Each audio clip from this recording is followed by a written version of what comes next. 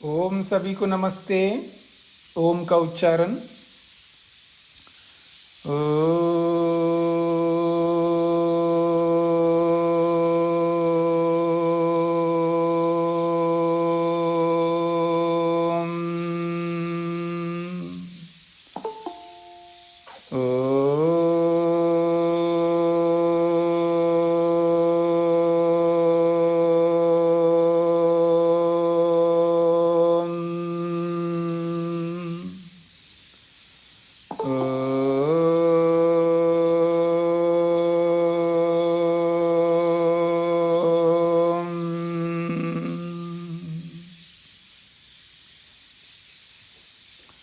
वेदांत दर्शन के द्वितीय अध्याय के प्रथम पाद के 2 सूत्र पूरे हुए हैं।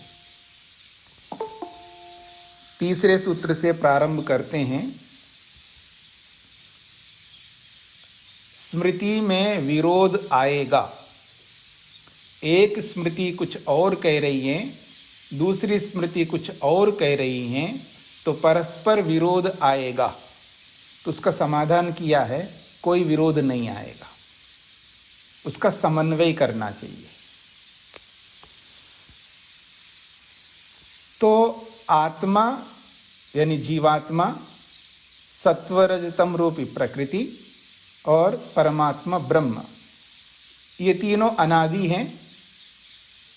जब से परमात्मा है तब से जीवात्मा है, जब से परमात्मा जीवात्मा है तब से प्रकृति सत्वरजतम है। जब जीवात्मा भी पहले से हैं तो क्यों ना जीवात्मा को जगत का कारण ना माना जाए। तो उसका भी निषेध कर दिया दूसरे सूत्र में, इतरेषां च अनुपलब्धे। कोई भी शास्त्र, कोई भी स्मृति ये प्रतिपादित, ये वर्णन नहीं करता वो शास्त्र कि जीवात्मा सृष्टि का उत्पादक है, सृष्टि को बनाने वाला। किसी भी शास्त्र में वर्णन नहीं है। इससे बात खारिज हो जाती है। अब कोई ये कहे कि ऐसा करते हैं, अकेले जीवात्मा यानी अकेले जीवात्माएं नहीं कर सकती हो तो परमात्मा के साथ जुड़ करके कर सकती हो, ऐसा भी हो सकता है। तो कहते हैं ना, ऐसे भी नहीं हो सकता। ये बात तीसरे सूत्र में कही जा रही है। जीवा न स्यु जगत कारणम। जीवात्माएं जो है जगत का साक्षात कारण ना हो जाए, कोई बात नहीं। तेषाम योगस्तु ब्रह्म प्रकृतिभ्याम सह जगत कारणम स्यात्। तेषाम योगा, उनका योग तो मान सकते हो, अर्थात उनका संयोग तो मान सकते हो ब्रह्म और प्रकृति के इस जगत के कारणत्व के विषय में, क्योंकि परमात्मा भी कारण है जगत की उत्पत्ति में, प्रकृति भी कारण है जगत की उत्पत्ति में। तो जब दोनों कारण है तो जीवात्मा का योग भी स्वीकार करो, उसको भी कारण बना दो, ऐसा प्रश्नकर्ता कहता है।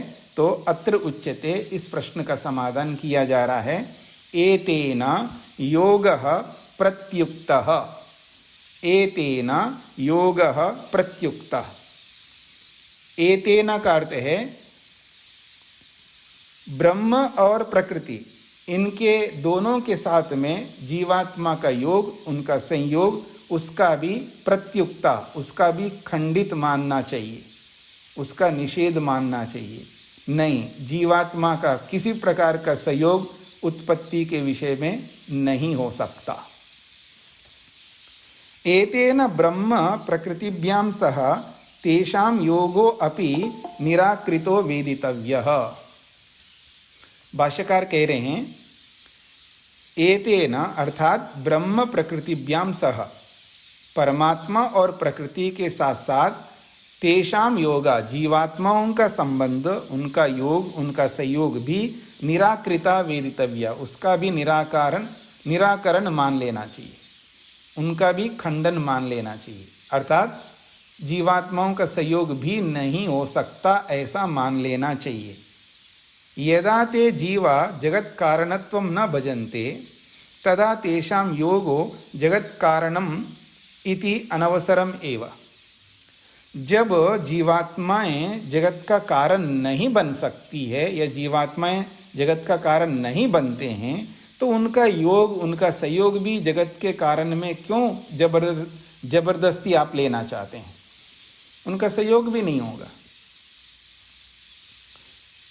अत्र सूत्रे, अच्छा ये पूरा हो गया, इसका समाधान 2 पंक्तियों में कर दिया इन्होंने कि जीवात्माओं का सहयोग नहीं हो सकता। जब उसके कारणत्व का निषेध कर दिया है तो उनका सहयोग भी क्यों कहना चाह रहे हो आप? जीवात्माएं सहयोग भी नहीं कर सकते। क्यों नहीं कर सकते? जीवात्मा जो है बिना साधन के कुछ कर ही नहीं सकता। पहले सृष्टि बने, उसके बाद उसको साधन मिलेंगे, शरीर आदि, सूक्ष्म शरीर और स्थूल शरीर, ये जीवात्मा को मिलेंगे। जब सृष्टि बनेगी तभी वो कुछ कर पाएंगे। स्वतंत्र बिना साधनों के वो कुछ कर ही नहीं सकते, तो उसका सहयोग भी क्यों मानेंगे? उसका सहयोग नहीं माना जा सकता। प्रकृति का सहयोग इसलिए क्योंकि उसके बिना संसार नहीं बन सकता, इसलिए प्रकृति तो उपादान कारण है, और परमात्मा के बिना संसार बन नहीं सकता, इसलिए वो निमित्त कारण है। अब जीवात्मा को कैसे कारण बनाओगे? वो सहयोग, हेल्प भी क्या करेंगे, सहयोग भी क्या करेंगे?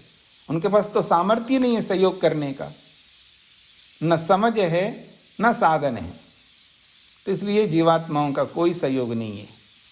ये बात कह दी है। अब दूसरी बात कर रहे हैं, अत्र सूत्रे अपि, इस सूत्र में भी शांकर भाष्यम असंबद्धम वर्तते। इस सूत्र के भाष्य में शंकराचार्य ने जो भाष्य किया है वो भी उपयुक्त नहीं है। क्यों उपयुक्त नहीं है उसकी चर्चा कर रहे हैं वो। यतो हि योग दर्शने क्वचिदपि एतादृशं सूत्रम नास्ति यस्मिन् प्रकृति जगतः कारणम प्रतिपादितम भवेत्। उन्होंने योगा शब्द से योग दर्शन ग्रहण किया है।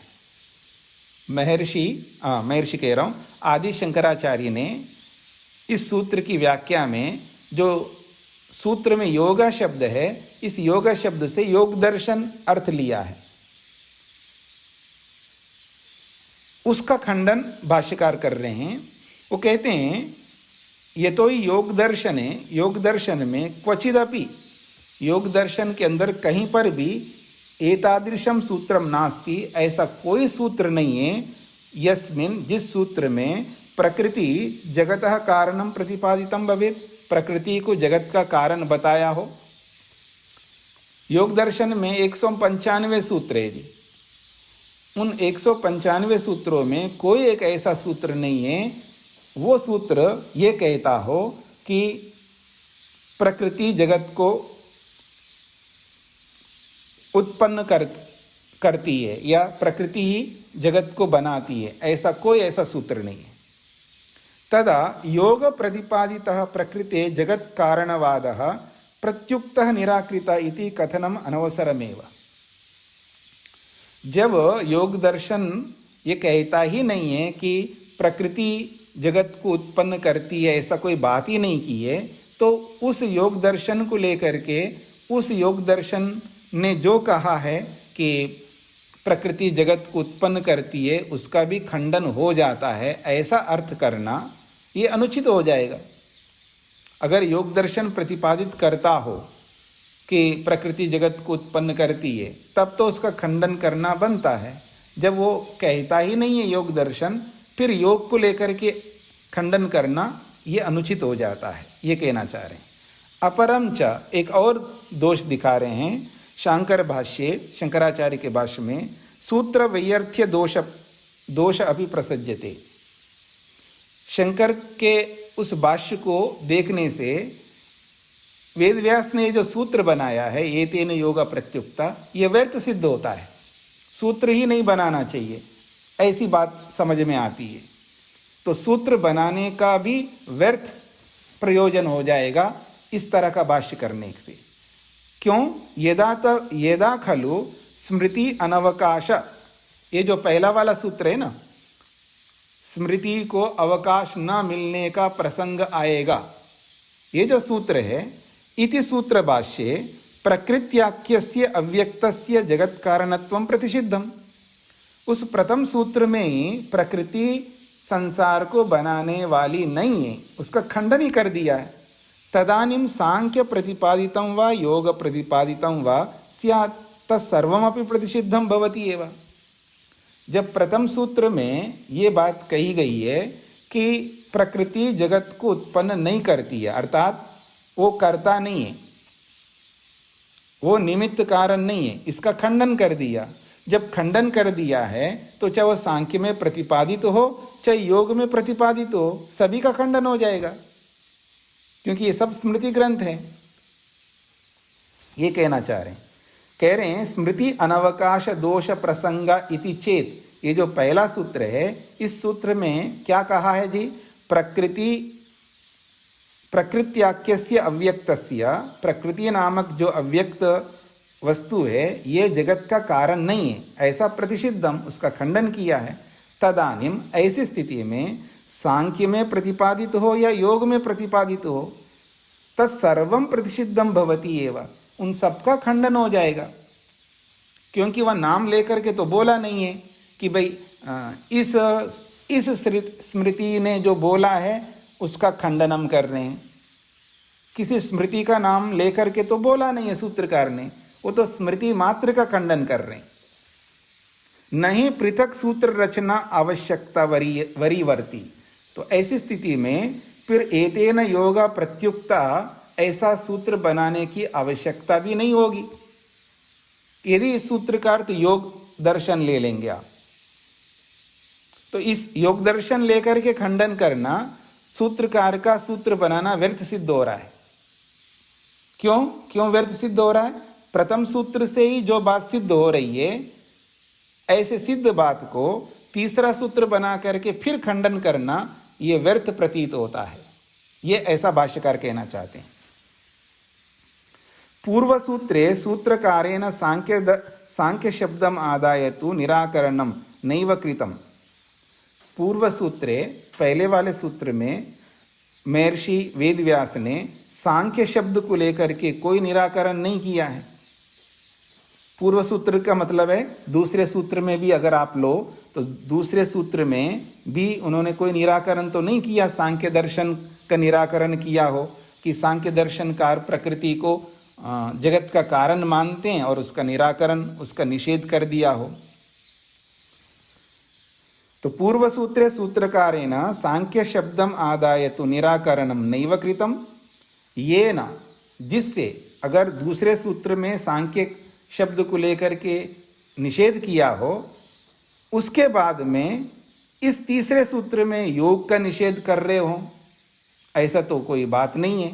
तो कह रहे हैं ये न उत्तरस्मिन् सूत्रे योग नामना निराकरणस्य आवश्यकता स्यात्। फिर इस तीसरे सूत्र में योग दर्शन का भी निराकरण करने की आवश्यकता पड़े। दूसरे सूत्र में सांख्य शब्द को लेकर के कोई निराकरण तो किया नहीं है, और दूसरे सूत्र में सांख्य शब्द को लेकर के यदि निराकरण किया होता, फिर तीसरे सूत्र में योग दर्शन को लेकर के निराकरण करते।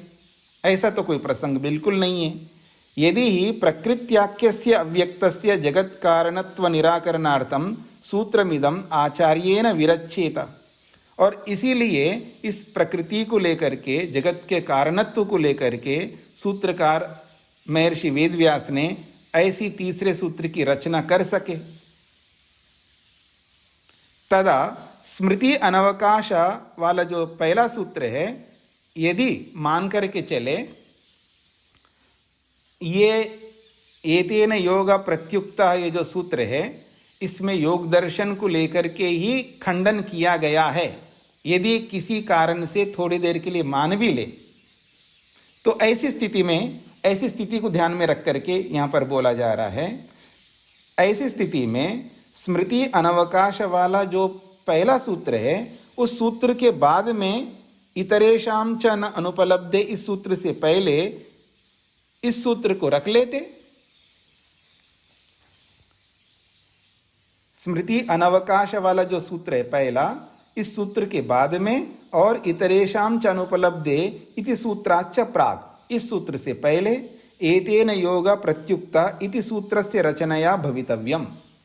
अगर इस सूत्र के माध्यम से योग दर्शन का खंडन करना हो तो पहले सूत्र के बाद में इतरेशाम च अनुपलब्धे दूसरे सूत्र से पहले और पहले सूत्र के बाद में और दूसरे सूत्र से पहले इस सूत्र को रखते, तीसरे सूत्र को पहले और दूसरे सूत्र के बीच में रखते अगर ऐसा होता, पर ऐसा भी नहीं है। तदित्थम शांकर भाष्यम सूत्र शैल्यापि नितांतम असंगतम एव। इसलिए शंकराचार्य के जो भाष्य है सूत्र की शैली से बिल्कुल नितांत गलत है, ऐसा भाष्यकार का कथन है। पता नहीं आप लोगों को क्या समझ में आया। बस यहां पर यह बात कहना चाह रहे हैं, इस सूत्र में योगा शब्द से योग दर्शन का अर्थ लेते हुए खंडन किया है आदि शंकराचार्य ने। योग दर्शन में जो प्रतिपादन किया है प्रकृति जगत का कारण है, उसका भी खंडन हो जाता है, ऐसा कह करके अर्थ किया है। उसके संदर्भ में भाष्यकार कहना चाहते हैं योगा शब्द योग दर्शन के लिए नहीं आया है। अगर योग दर्शन के लिए आया होता तो ये सारे दोष उपस्थित हो जाएंगे। जब स्मृति का अवकाश न मिलने का दोष आएगा, ऐसा पहले सूत्र ने बोला, तो ये सब स्मृतियां हैं, चाहे वो योग दर्शन हो, चाहे सांख्य दर्शन हो, चाहे कोई दर्शन हो, ये सभी स्मृतियां हैं, सबका खंडन हो जाता है। फिर अलग से सूत्र बनाने की आवश्यकता नहीं है। थोड़ी देर के लिए मान भी लें कि योगा शब्द से योग दर्शन ही लिया जाए तो ठीक है, तो फिर पहले सूत्र के तुरंत बाद रखना चाहिए था इस सूत्र को, वैसा भी नहीं किया है। तो इन सब बातों से पता लगता है ऐसा भाष्य करना उचित नहीं है, और जैसा मैंने भाष्य किया है ये उचित है, ऐसा भाष्यकार का कथन है। और इन्होंने क्या भाष्य किया है कि पहले सूत्र में इन्होंने सभी स्मृतियों को ले लिया है कि जो जो स्मृति ने जिस जिस को कारण बताया है वो उचित बताया है, उनका समाधान हमें करना है, सामंजस्य बिठा करके एक को निमित्त कारण ठहराना है और दूसरे को उपादान कारण ठहराना चाहिए, यही समन्वय है। और फिर दूसरे सूत्र में इतरेशाम च अनुपलब्धे, ये जो सूत्र आया है ये जीवात्माओं को ध्यान में रख करके आया है। कोई कहे तो जीवात्मा भी तो पहले से विराजमान है, उसको क्यों ना माना जाए जगत का कारण? क्योंकि दुनिया में कुछ लोग मानते हैं कि हो सकता है कुछ लोगों ने इस संसार को बनाया हो, जो भी, तो कहा नहीं, जीवात्मा भी नहीं बना सकते, क्योंकि कोई भी ऐसा शास्त्र कहीं पर भी ये नहीं कहता है कि आत्मा जो है संसार को बनाने वाला है या सब आत्माएं मिलकर के संसार को बनाते हैं, ऐसा कहीं भी किसी भी प्रसंग में नहीं आता। या तो परमात्मा के बारे में आता है कि परमात्मा जगत को बनाता है या प्रकृति जगत को बनाती है, ये बात आती है। तो दूसरे सूत्र में जीवात्मा का निषेध कर दिया है। फिर तीसरे सूत्र में ये बात कही गई है कि चलो जीवात्माएं स्वयं नहीं कर सकती हो, परमात्मा के साथ जुड़ करके उसके सहयोगी बन करके सहयोग करके जगत को बनाती हो।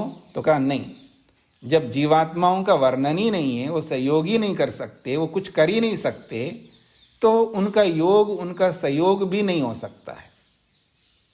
और परमात्मा को सहयोग करने लगेंगे तो इसमें बहुत बड़ा दोष आएगा। समझ में आ रहा है आपको? अगर मैं आपका हेल्प ले लूंगा, इसमें सबसे बड़ा दोष ये होगा कि मैं समर्थ नहीं हूं, ये माना जाएगा। अर्थात परमात्मा जगत की उत्पत्ति करने में स्वयं समर्थ नहीं है, ये बात आएगी। फिर आप ये नहीं बोल सकते सर्वशक्तिमान। परमात्मा को अगर वो सहयोग लेता है तो आप सर्वशक्तिमान नहीं कह सकते। सर्वशक्तिमान का अर्थ ही ये होता है बिना किसी के सहयोग के स्वयं अपना सामर्थ्य लगा करके, अपनी शक्ति ज्ञान विज्ञान लगा करके स्वयं ही परमात्मा प्रकृति को लेकर के संसार को बनाता है। इस संसार की उत्पत्ति में परमात्मा किसी और का कोई सहयोग नहीं लेता, तभी वो सर्वशक्तिमान है। तो आगे बढ़ते हैं जी। सूत्रार्थ।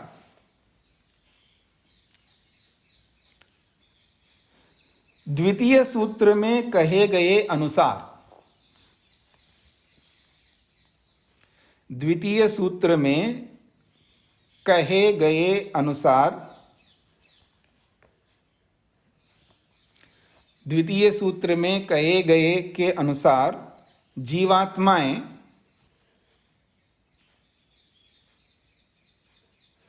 द्वितीय सूत्र में कहे गए अनुसार जीवात्माएं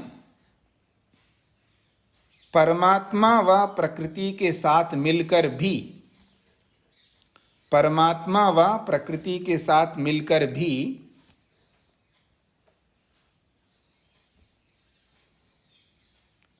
जीवात्माएं परमात्मा व प्रकृति के साथ मिलकर भी जगत के कारण नहीं बन सकते।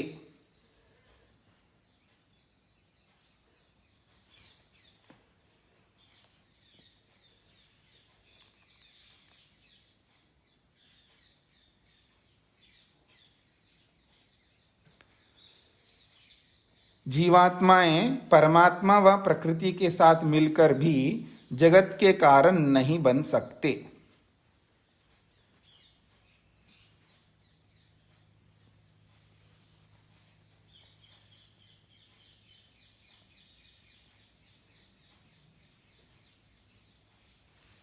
हाँ जी, आगे बढ़ते हैं।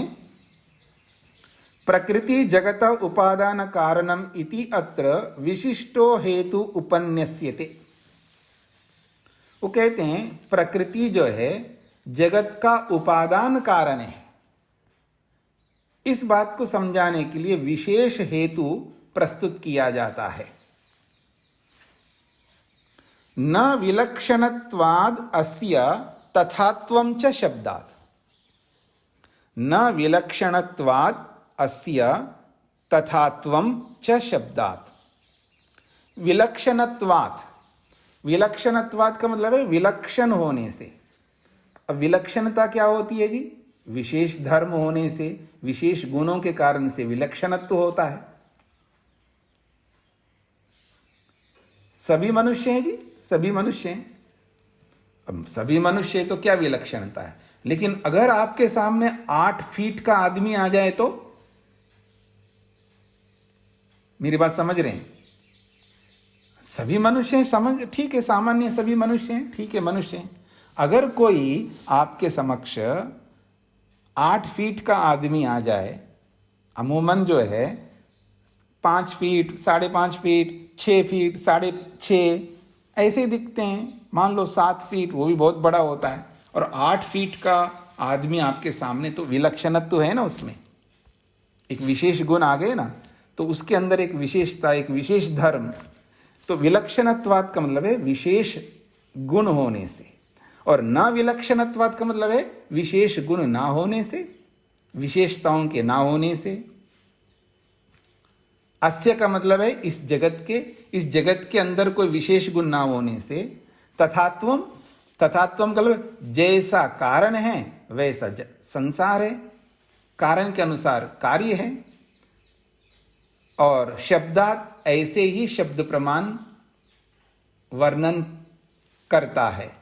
शब्द प्रमाण से भी ये पता लगता है कि जैसा कारण होता है वैसे कार्य होते हैं, अर्थात कारण के अनुरूप ही कार्य होता है। उसमें कोई विशेषण, कोई विशेषता, कोई विलक्षण गुण दिखाई नहीं दे रहे।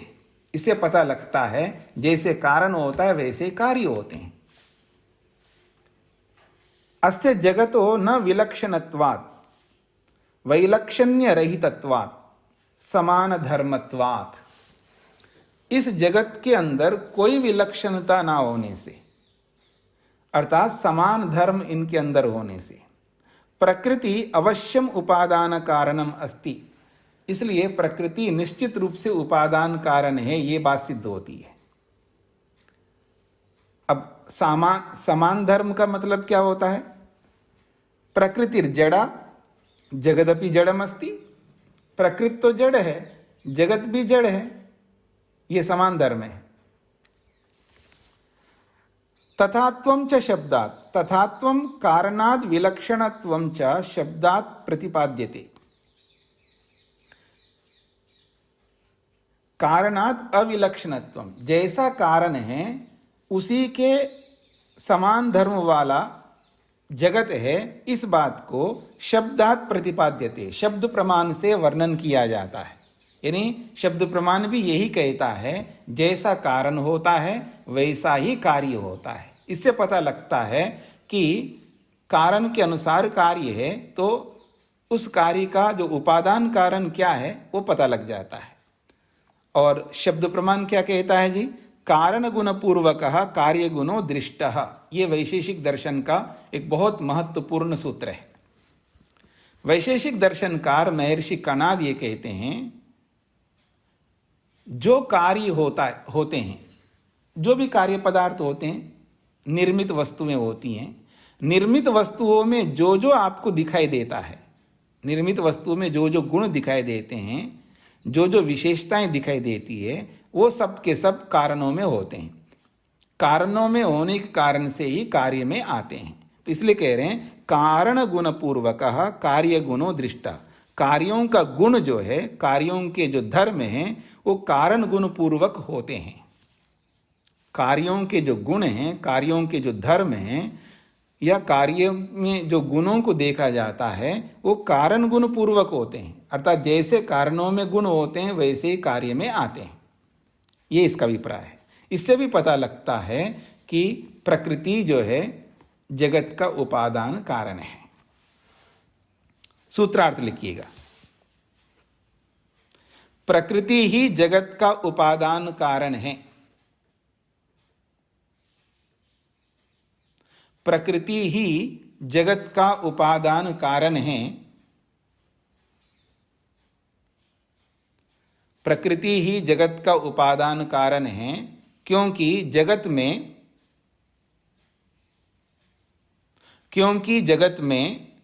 प्रकृति के समान धर्म, क्योंकि जगत में प्रकृति के समान धर्म या गुण उपलब्ध होने से।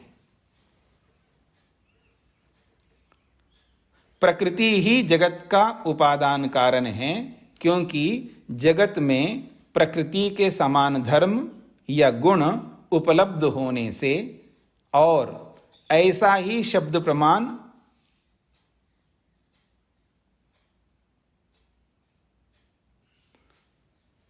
ऐसा ही शब्द प्रमाण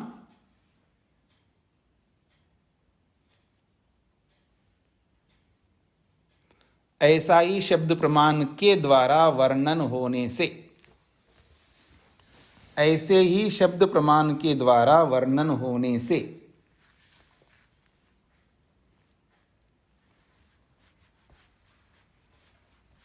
ऐसा ही शब्द प्रमाण के द्वारा वर्णन होने से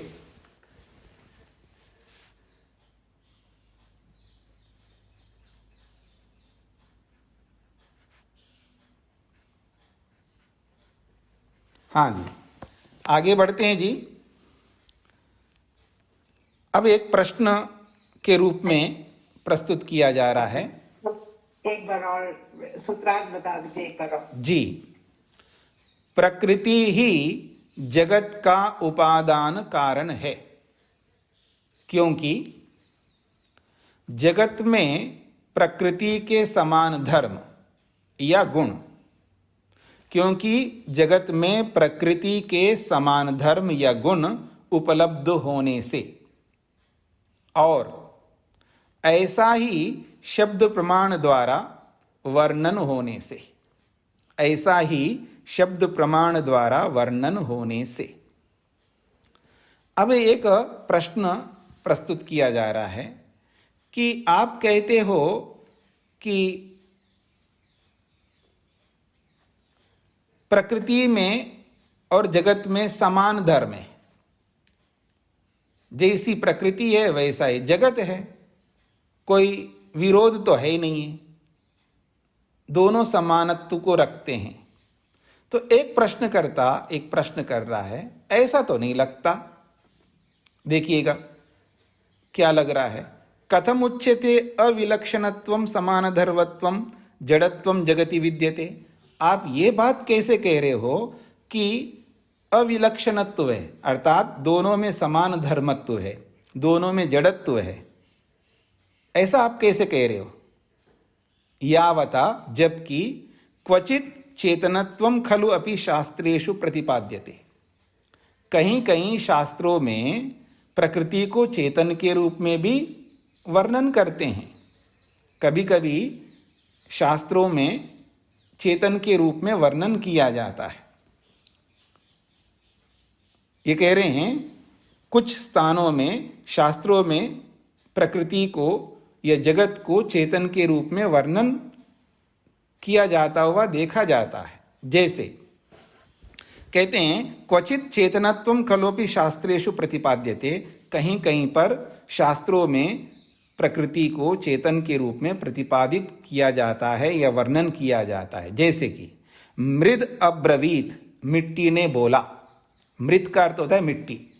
मृत अब्रवीत, मिट्टी ने बोला। फिर अगला प्रमाण है, ये शतपथ ब्राह्मण का दे रहे हैं, आपो अब्रुवन, जल ने बोला। आपह कहते हैं जल को, आपह अब्रुवन, जलों ने बोला है या जल ने बोला है। फिर अगला है, ये दोनों शतपथ ब्राह्मण के हैं। छांदोग्य का प्रमाण दे रहे हैं, तत्तेजः ऐक्षत, वह अग्नि ने ऐक्षता विचार किया, उस अग्नि ने, तत्तेजः उस अग्नि ने विचार किया, ईक्षण किया।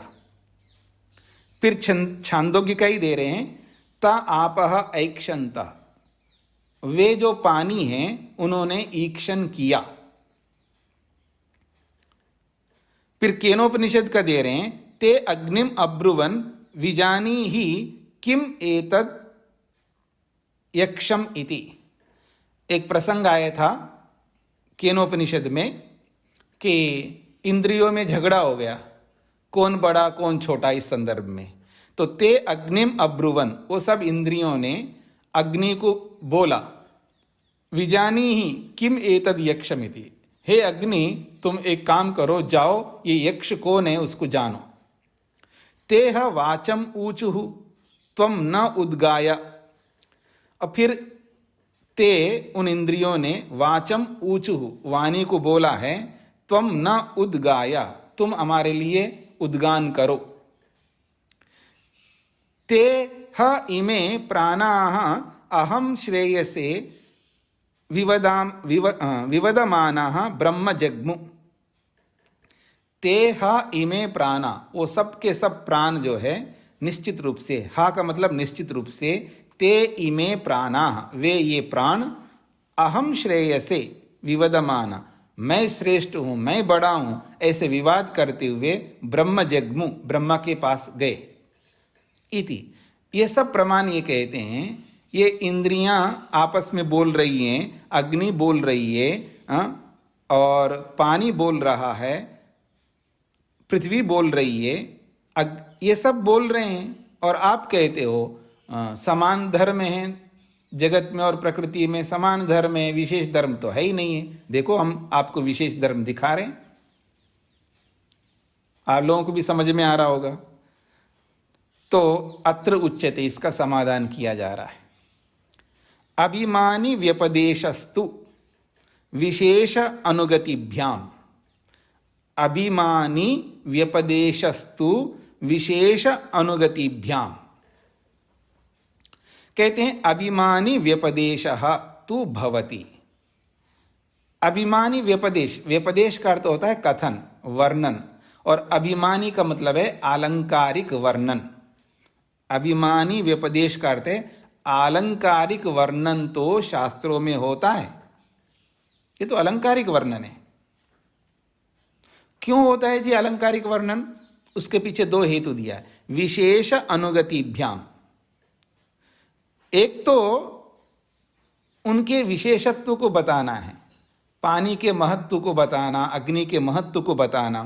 तो किसी वस्तु के महत्व को, उसकी महत्ता को दिखाने के लिए उस पर हम जोर देते हैं, तो उसे बुलवाते हैं हम लोग, अर्थात उस पर हम लोग ध्यान दे सके।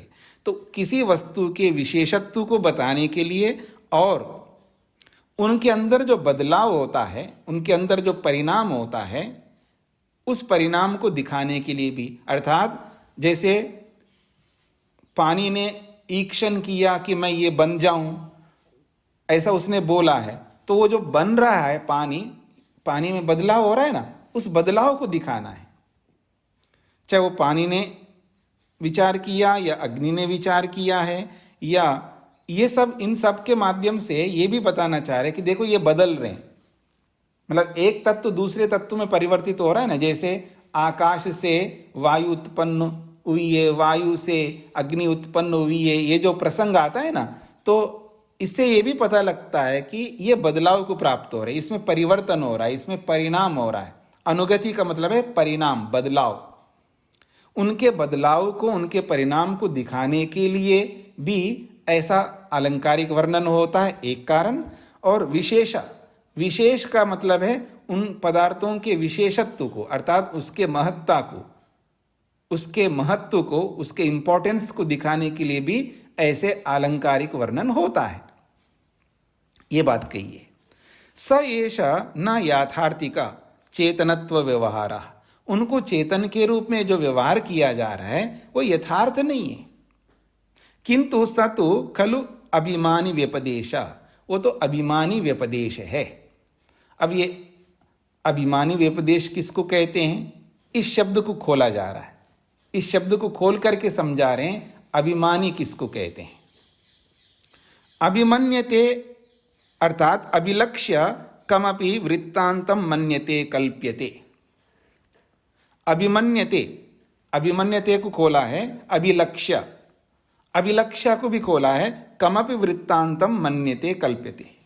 तो अभिमन्यते या अभिमानी का मतलब है किसी वृत्तांत को, किसी प्रसंग को, किसी विषय को अपने सम्मुख रख करके उसकी कल्पना करना। किसी भी विषय को अपने सम्मुख रख करके उसकी कल्पना करना, तो उस विषय को अभिमानी कहते हैं। यह सो अभिमान नहीं, उसको अभिमान कहते हैं। यह सो अभिमान, वो अभिमान है। और वो अभिमान क्या है, अभिनय, वो तो एक अभिनय है, मतलब उससे बुलवाया जा रहा ना। अभिनय का मतलब है पात्र, अलंकार है वो। और वो अभिनय, वो अलंकार अस्य अस्ति, वो अलंकार अभिनय जो है जिसका होता है उसको अभिमानी कहते हैं। यानी अभिमान का मतलब है एक विषय है जिस विषय का अलंकार, उस विषय को अलंकृत किया जा रहा है और अलंकृत करके उसको चेतनवत बनाना, ये अभिमानी हो गया। तो वो अभिमानी अर्थात वो अलंकार है। ऐसे अलंकार का व्यपदेश कथन वर्णन जो है ये शास्त्रों में बहुतायत में होता है। न तो वास्तविक चेतनत्ववतः, वास्तव में वो चेतन है इसलिए उनको ऐसा वर्णन किया है, ऐसा नहीं है। ये तो केवल एक अभिमान है, एक अलंकार है। तो अभिमानी का मतलब ये है अलंकारिक वर्णन, ऐसा समझ लीजिएगा। वेदे अपि यथा निरुक्त्य खलु उक्तम, केवल शास्त्रों में ही ऐसा, स्मृतियों में ऐसा वर्णन आया हो ऐसा नहीं है, वेद में भी आया है। और उस वेद में जो आया हुआ है उसको निरुक्तकार ने अपने शब्दों में बोला है, महर्षि यास्क ने। वो कहते हैं मनुष्यवत देवता अभिधानम, मनुष्यवत, मनुष्यों के समान देवता अभिधानम, देवता लोग भी वैसे ही मनुष्यों के समान बोल रहे हैं। देवता का मतलब है जड़ देवता, जो अग्नि, सूर्य, चंद्र, नक्षत्र आदि जो भी देवता हैं, क्योंकि अलग अलग विषय हैं वहाँ पर, अलग अलग देवता हैं। तो देवताओं का जो कथन है वो मनुष्यों के समान किया गया है, मनुष्यों जैसा है, इसलिए उसको मनुष्यवत कहा है। तो ये जड़ पदार्थों में मनुष्यों के समान भी उनका वर्णन होता है, केवल शास्त्रों में, स्मृतियों में ही होता हो ऐसा नहीं है, वेद में भी होता है। अतः किमर्थम सो अभिमानी व्यपदेश, फिर ये अलंकारिक वर्णन क्यों किया जा रहा है, इस अभिमानी व्यपदेश, इस अलंकारिक वर्णन क्यों किया जा रहा है, क्या उद्देश्य है ऐसा करने का। तो उसका समाधान करते हैं, उच्यते, बताते हैं जी क्यों ऐसा करते हैं। विशेषाय च अनुगतये च, एक विशेषता बताने के लिए और उसमें बदलाव करने के लिए।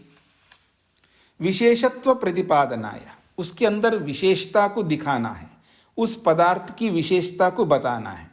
जैसे तेजो ऐक्षता, अग्नि ने विचार किया, तो उस अग्नि के अंदर उसकी विशेषता को दिखाना है कि उसके अंदर कितना प्रचंड उष्णता है, उसके अंदर कितना तेज है, उसके अंदर कितना उत्कृष्ट गुण है। तो उसकी विशेषताओं को दिखाने के लिए वहां पर वो कथन किया गया है। फिर दूसरी बात कहिए अनुगति ही, अनुगति का मतलब है अनुमानम, अनुगमनम, अनुगति का मतलब है अनुगमनम अर्थात परिणाम। उनके अंदर एक विशेष परिणाम, उनके अंदर एक बदलाव हो रहा है, तज्ज्ञापनाय, तो उस वस्तु के अंदर जो परिणाम हो रहा है, जो बदलाव हो रहा है, उसको दिखाने के लिए भी ऐसा कथन किया जाता है। तौ च अभिप्रायो विशेष अनुगति रूपौ, तो इस प्रकार से वो दोनों, एक उनके विशेषत्व को दिखाना है और उनके अंदर बदलाव दिखाना है, इन दोनों को ध्यान में रख करके तत्र तत्र प्रकरणे प्रदर्शित हो, उस प्रकरण में उनको चेतन के समान प्रदर्शित किया है। तस्मात् प्रकृतिर जगतः उपादान कारणम अनिवार्यम विज्ञेयम, इसलिए प्रकृति को जगत का उपादान कारण निश्चित रूप से मान लेना चाहिए। ये तो चेतनवत व्यवहार तो केवल अलंकारिक वर्णन है, ये कहना चाहते हैं। सूत्रार्थ लिखिएगा। शास्त्रों में जड़ वस्तुओं को, शास्त्रों में जड़ वस्तुओं को चेतनवत वर्णन करना, शास्त्रों में जड़ वस्तुओं को चेतनवत वर्णन करना, शास्त्रों में जड़ वस्तुओं को चेतनवत वर्णन करना अलंकारिक है। शास्त्रों में जड़ वस्तुओं को चेतनवत वर्णन करना अलंकारिक है, यथार्थ नहीं है।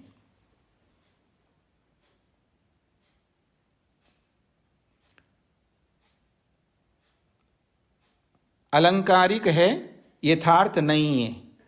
ऐसा वर्णन उनके विशेषत्व को बताने, ऐसा वर्णन उनके विशेषत्व को बताने,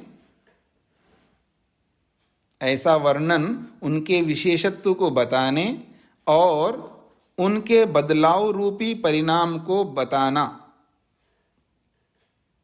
और उनके बदलाव रूपी परिणाम को बताना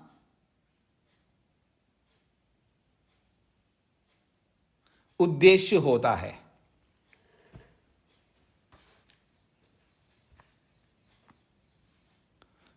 ऐसा वर्णन उनके विशेषत्व को बताने और उनके बदलाव रूपी परिणाम को बताना उद्देश्य होता है।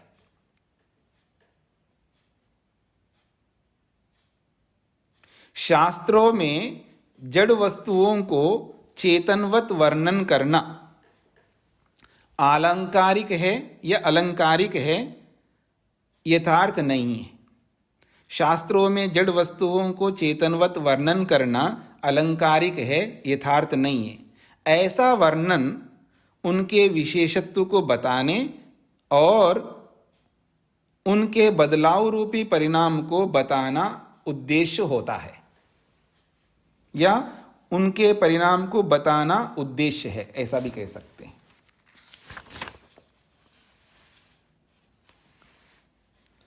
अब आगे बढ़ते हैं।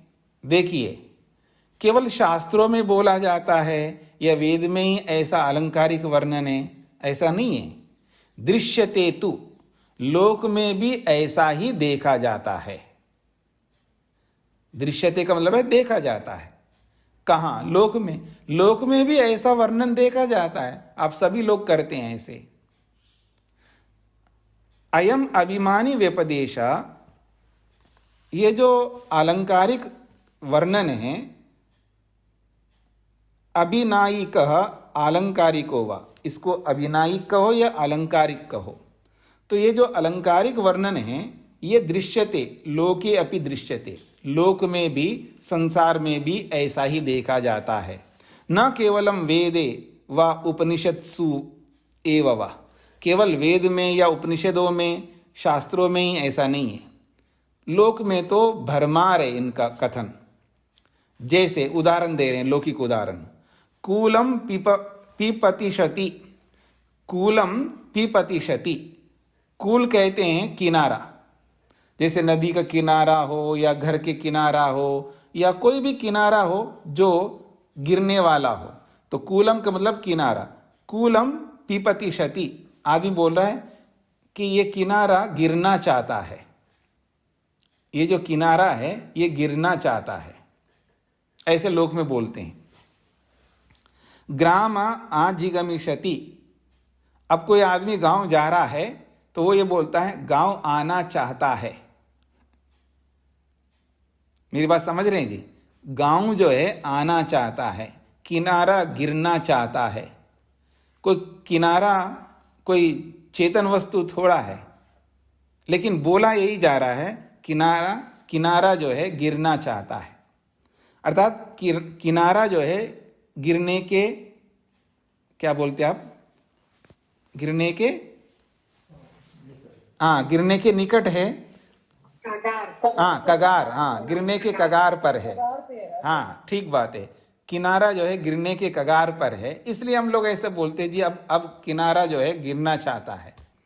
अब हम गांव तक पहुंचने वाले हैं, बस पहुंचने वाले हैं गांव, लेकिन स्वयं गांव तक पहुंचना चाहता है वो, लेकिन बोल रहा है उल्टा, गांव जो है आना चाहता है। आजिगमिष्यति, गांव जो है बस आना चाहता है, ऐसा बोल रहा है। कथानकेषु च, और अलग अलग कथाएं जब लोग करते हैं, कथानक का मतलब है अलग अलग कथाएं करते हैं। नारद पर्वतयोः संवादा, नारद और पर्वत का संवाद। नदी पर्वतयोः संवादा, नदी और पर्वत का संवाद। समुद्र उवाचा, समुद्र ने बोला, इत्यादिकम उपलभ्यते, ऐसे तो वर्णन बहुत होते हैं कथानकों में। और आपने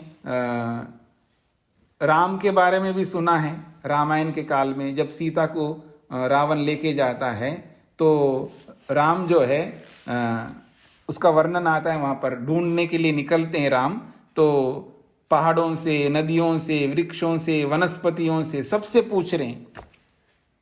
तो ये सब क्या है? आलंकारिक वर्णन है, वो तो शास्त्र है, पर लोक में हम लोग भी वर्णन करते हैं।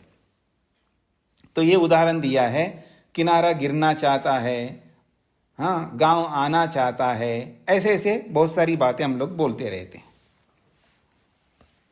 तस्मात् अभिमानिकस्य काल्पनिकस्य चेतनत्वस्य वर्णनेन जड़म न वास्तविकम चेतनम भवति।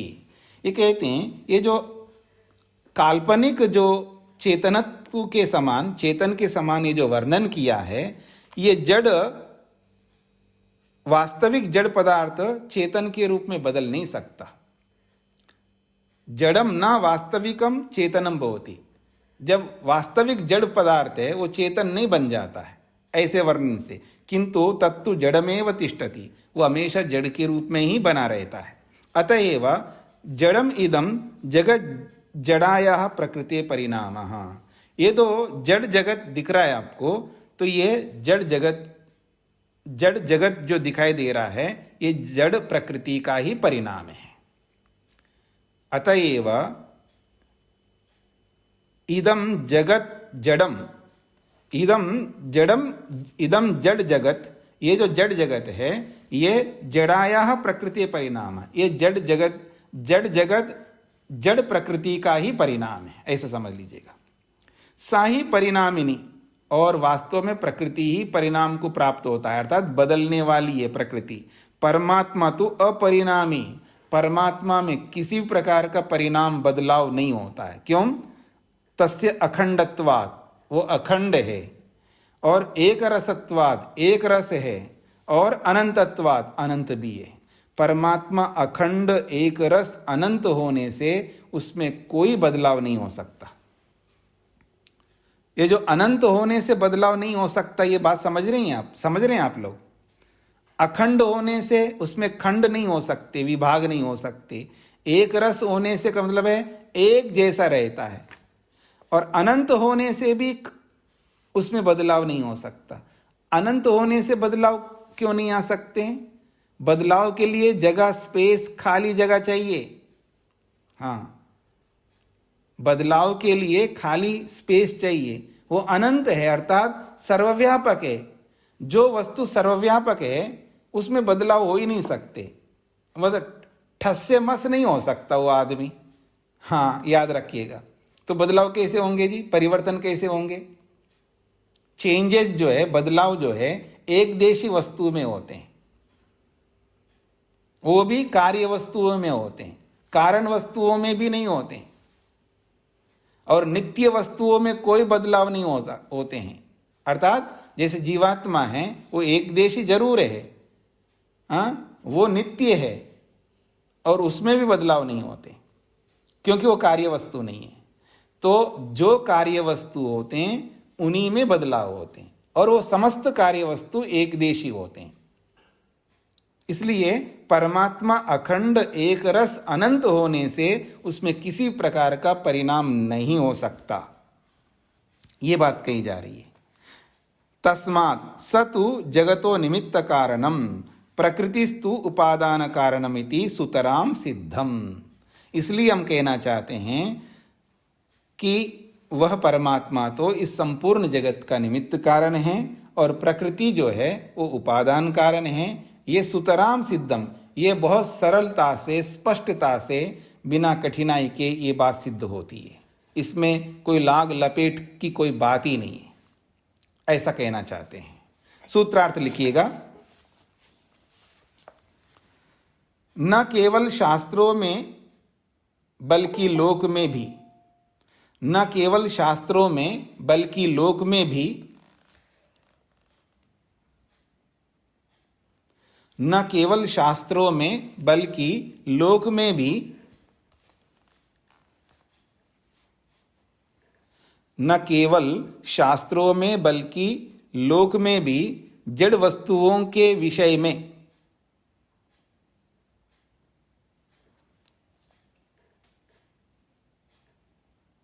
जड़ वस्तुओं के विषय में चेतनवत अलंकारिक वर्णन देखा जाता है। न केवल शास्त्रों में बल्कि लोक में भी जड़ वस्तुओं के विषय में चेतनवत अलंकारिक वर्णन देखा जाता है।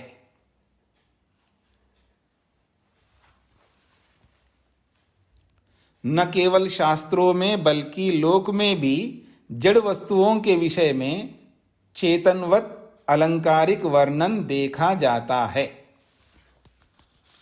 हाँ जी, संतोष कुमारी जी का क्या प्रश्न है?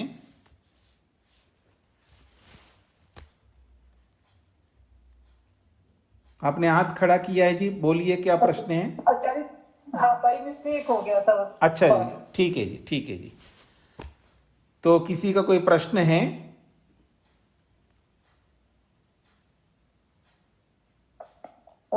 हाँ जी। स्वामी जी, यहाँ अनंत को सर्वव्यापक लेंगे? हाँ जी, अनंत का मतलब सर्वव्यापक ही होता है। आप बताइए अनंत का और क्या अर्थ हो सकता है? अनंत का परमात्मा को जब अनंत बोला जा रहा है तो वो सर्वव्यापक ही होता है। जी जी जी, ठीक है स्वामी जी, धन्यवाद। और किसी का कोई प्रश्न है?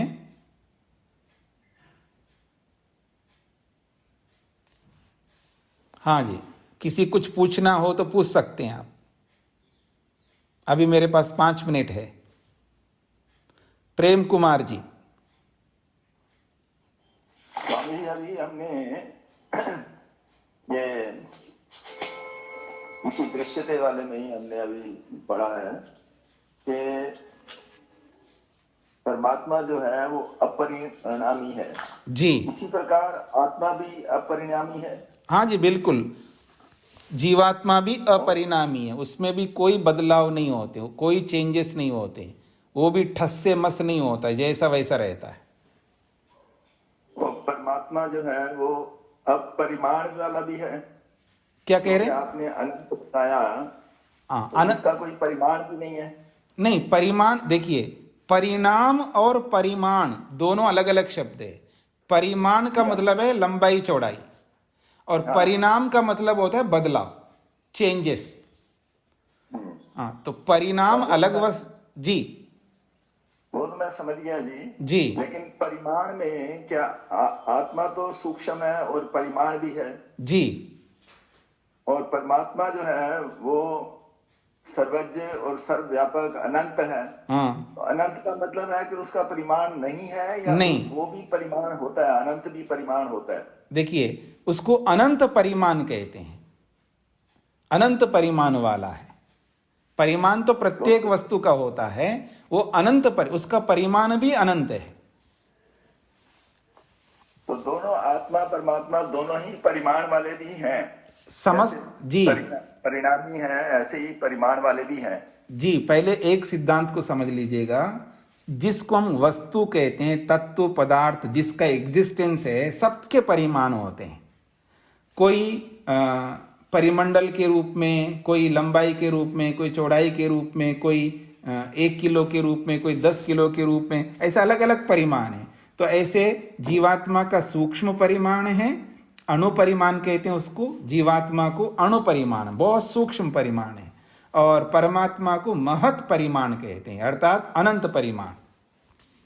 प्रत्येक वस्तु का परिमाण होता है, चाहे वो जड़ वस्तु हो या चेतन वस्तु हो। जी, चेतन वस्तु का भी परिमाण है। हाँ जी, हाँ जी। तो हम परमात्मा को ऊर्जा कह सकते हैं, या परिमाण वाला एक महत परिमाण वाले ईश्वर हैं, ऐसा कह सकते। महत परिमाण वाले परमात्मा हैं और अणु परिमाण वाला जीवात्मा है। क्या परमात्मा ऊर्जा का स्रोत है, या कुछ और कहेंगे उसको? ऊर्जा का मतलब आप क्या कहना चाहते हैं? मतलब उसी से ही हम सब ऊर्जा लेते हैं? नहीं, ऊर्जा शब्द को आप परिभाषित करिए। ऊर्जा शब्द से क्या कहना चाहते हैं? ऊर्जा वो वाली ऊर्जा नहीं जो जिसको एनर्जी कहते हैं, उस ऊर्जा को मैं नहीं कह रहा हूं जी। लेकिन जिससे हम ज्ञान और मतलब प्रेरणा, परमात्मा से जीवात्माएं प्रेरणा लेती है। प्राण भी उसी से ही लेते हैं, ऐसा कह सकते हैं? प्राणों का प्राण नहीं, प्राणों का प्राण तो वो तो किसी अलग आधार पर है। प्राणों को देने वाला है, इसलिए उसको प्राणों का प्राण कहा जा रहा है, लेकिन परमात्मा से कोई हम प्राण नहीं लेते हैं। अब ये कहे, परमात्मा से हम प्रेरणा लेते हैं और कुछ नहीं लेते हैं। हाँ, और प्रेरणा का मतलब है यहाँ पर उनसे प्रेरित होकर के हम बहुत कुछ ज्ञान प्राप्त करते हैं, चाहे परमात्मा से संबंधित हो या जीवात्मा से संबंधित हो या प्रकृति से संबंधित हो। थोड़ा मेरी बात को समझने का प्रयत्न करना, मेरी बात को उल्टा मत लेना भाई। कई लोग कई बार उल्टा ले लेते हैं, कुछ नहीं लेते हैं, केवल प्रेरणा लेते हैं। अगर ऐसा शब्द मैंने बोला, इसका गलत अर्थ भी निकाल सकते हैं। मेरा ये अभिप्राय नहीं है। मेरा अभिप्राय है, हम जीवात्मा जैसा है वैसा रहता है, उसके अंदर ना इन होता है ना आउट होता है, उसके अंदर कुछ आकर के ऐड नहीं होता है और ना उसके अंदर से कुछ नहीं निकल सकता है। ये बात समझ लेना पहले। जीवात्मा एक ऐसा तत्व है, उसके अंदर कुछ आकर के जुड़ता नहीं है और ना उससे कुछ निकलता नहीं है, वो जितना उतना रहेगा। अब हमको बहुत सारा ज्ञान प्राप्त हो रहा है, वो ज्ञान प्राप्त होने का मतलब जीवात्मा में प्रवेश किया हो ऐसा नहीं है। जिसका ज्ञान उसी के पास रहेगा, केवल हमें अनुभूति होती है, महसूस करते हैं ये ऐसा परमात्मा ऐसा ऐसा ऐसा है, ऐसा फील करते हैं, अनुभव करते हैं, बस इतना है। यही हमें ज्ञान का प्राप्त होना कहलाता है। क्या इस बात को लेकर के कभी विचार और करेंगे तो ठीक है। जी जी जी, इसको यहीं पर विराम देते हैं। ठीक है। ओम शांति। शांति शांति शांति।